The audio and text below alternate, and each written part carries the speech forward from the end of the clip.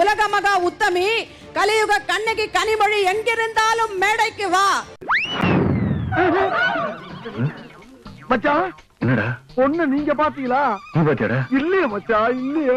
பொண்ண மறுபடியும் ஒரு தடவை வர சொல்றீங்களா? அப்படியா? உனக்கு வெக்கம் மானம் சூடு சொரணை இருந்தால் அது எங்க இருக்கு? நெக்ஸ்ட் தமிழ்நாட்டில் 2021க்கு முன்பாக ஊர் ஊரா போய் என்ன கூறினாய்? மறந்துட்டேன். தமிழ்நாட்டில் இளம் விதவைகள் அதிகமாகி விட்டார்கள். சாரி சார், நான் ரொம்ப நல்லவன். ஆனா அந்த நாம தான் எனக்கு சின்ன ப்ராப்ளம். மாமா மின்னல். இந்தியாவிலேயே அதிகமாக இளம் விதவைகள் இருக்கக்கூடிய மாநிலமாக தமிழ்நாடு மாறிக்கொண்டிருக்கிறது. இளம் விதவைகள்.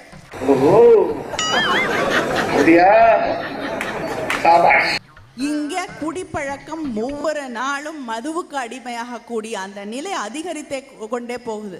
அதை பத்தி இந்த அரசாங்கத்திற்கு அக்கறை இல்லை, கவலை இல்லை. I don't care. நான் மட்டுமல்ல, நீங்கள் ஒவ்வொருவரும் ஐ டோன்ட் கேர் என்று சொல்லி நகர வேண்டும். அது போன மாசம், நான் சொல்றது இந்த மாசம்.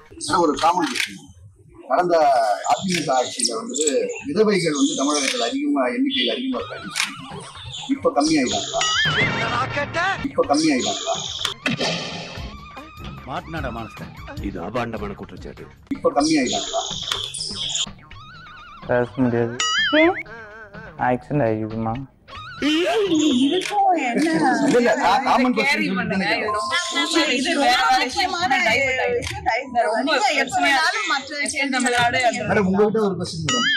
சாம்பார் ஆப் எனக்கு தேம்பாறு ஓட்டம் மார்க்கெட் நான் பாக்கலையே. அப்படி ஒரு ஓட்டம்.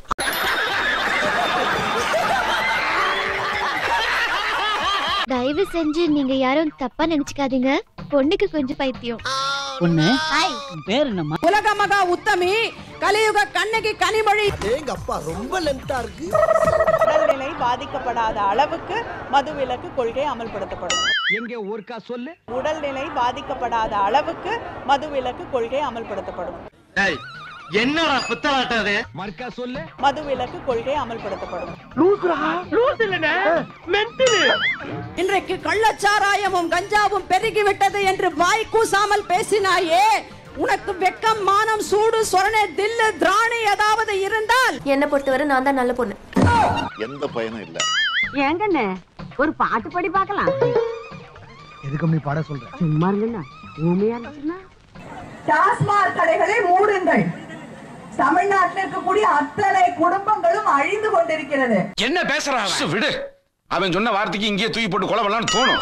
அதுக்காக இப்படி பெருதா வச்சுடா செய்யறது. அப்படின்னா அப்படி தாண்டா. வீட்டுக்கு வர வேண்டிய வருமானம் வருவதில்லை, பிள்ளைகள் படிக்க முடியவில்லை, வீட்டு வாடகை கட்ட முடியல, சாப்பாடு வாங்க முடியல, துணி வாங்க முடியல. இதுக்கெல்லாம் யார் காரணம் தெரியுமா?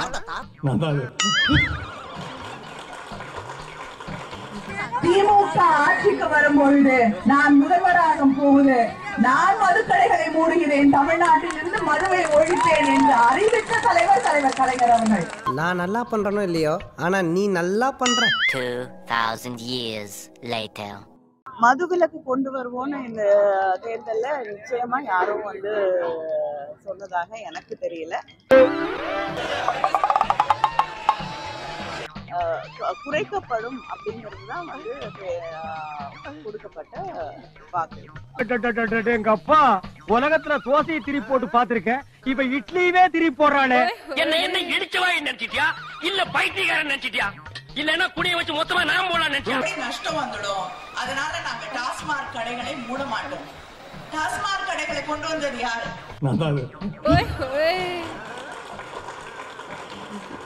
நேர்ல வந்தா பல்ல உடைச்சுடுவோம். ரீட்டைல் அவுட்லெட்ஸ் வழியா, இந்த டாஸ்மாக் கடைகளின் வழியா சில்லறை மதுவை விற்பனை செய்யக்கூடிய இந்த திட்டத்தையே 2003ல அம்மையார் ஜெயலலிதா அவர்கள் தான் கொண்டு வந்தாங்க. இவனுக்கு ஞாபக மறதி இருக்குங்கிறதுனால இதையெல்லாம் கூட நம்ம பொறுத்துட்டு போக முடியுமா? எனக்கு கால் பண்ணுச்சு.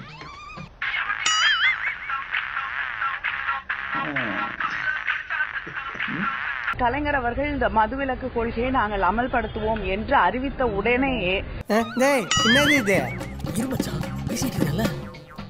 திராவிட முன்னேற்ற கழகத்தில் இருக்கக்கூடியவர்கள் மது ஆலைகளை நடத்தக்கூடியவர்கள் அல்லது அவர்கள் உறவினர் நடத்தினா கூட இதை நிச்சயமாக நாங்கள் மூடிவிடுவோம் என்று அவர்கள் தெளிவாக சொல்லியிருக்காங்க. ஆனா இப்ப சொன்னா பாத்துங்க பச்சை பொய் மேடம் அப்படின்னு சொன்னா பாத்தீங்களா பச்சை பொய் அது. நாங்க வந்து மூட மாட்டோம், மற்ற மாநிலங்களுக்கு அனுப்புவோம் அப்படிங்கறத கூட சொல்லாம நாங்க இதை மூடி விடுவோம் என்று தெளிவாக அவர்கள் அறிவித்திருக்கிறாங்க.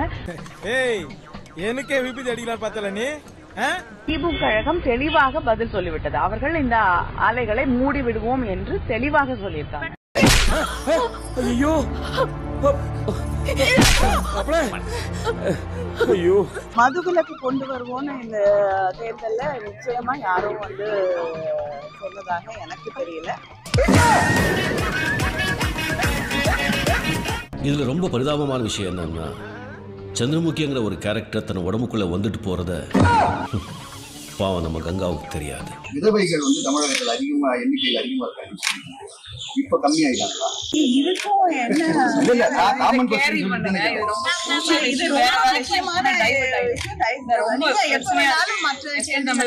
இப்ப கங்காவுக்கு நடந்தது எதுவுமே தெரியல. பாத்தியா என்ன கொடுமை சரவணன். அந்த இதுல இருந்தே நமக்கு தெரியுது இந்த ஆட்சி மதுவிலக்கு கொள்கைகள் எவ்வளவு உறுதியா இருக்கு. சும்மா அதை கண் துடைப்புக்காக தான் சொல்லியிருக்காங்களே தவிர முதலமைச்சர் அதற்கு சரியான நடவடிக்கை இது வரைக்கும் எடுத்ததா தெரியும்.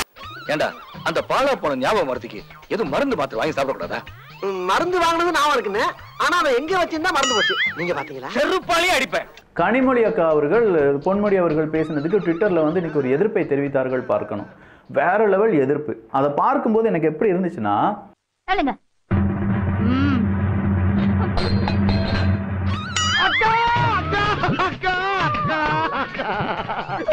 ஓடி வந்து ஸ்லோ மோஷன்ல அப்படின்னு கட்டுவாங்க. அந்த மாதிரி இருந்துச்சு பொன்முடி அவர்களுக்கு எதிராக கனிமொழி அவர்களுடைய அந்த விமர்சனம். அது எப்படியா இருந்தாலும் நாங்க ஒத்துக்கிட மாட்டோம் அப்படின்னு சொன்னாங்களே தவிர எவ்வளவு கொச்சையான வார்த்தை பேசியிருக்காங்க. தம்பி போங்க தம்பி, ஊருக்குள்ள போய் காட்டு பாருங்க, நாங்க அடி வாங்காத ஏரியாவே கிடையாது. ஒரு பெண்ணா இங்க நின்னு பேசுறேன்னா அந்த தைரியம் எனக்கு வந்ததற்கு காரணம் கலைஞர் ஐயா தான். தைரியமா இருக்கிற எனக்கே இடுப்புல கைய வைக்கிறான்னு சொல்லி அந்த நகர செயலாளர் கேட்கறதுக்கு துப்பு இல்லைன்னா திமுகவுல எந்த பொம்பளை வந்து இருப்பா? இவன்லாம் ஒரு லீடரு, இவனுக்கு 2 பால் விட்டுருங்களேன். அப்படியெல்லாம் விட்டுற கூடாதுங்க.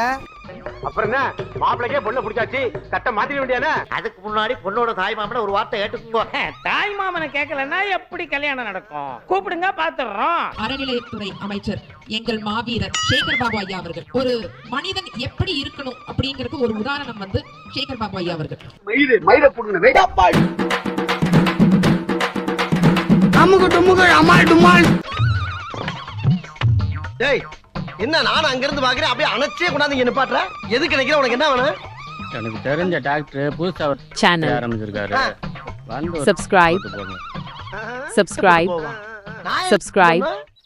நீங்க முகராசியான ஆளா இருக்கீங்க, வந்து ஒரு சப்ஸ்கிரைப். அப்புறம் அந்த ஆளுக்கு அதுவா வியாபாரம் ஓடிக்கும்.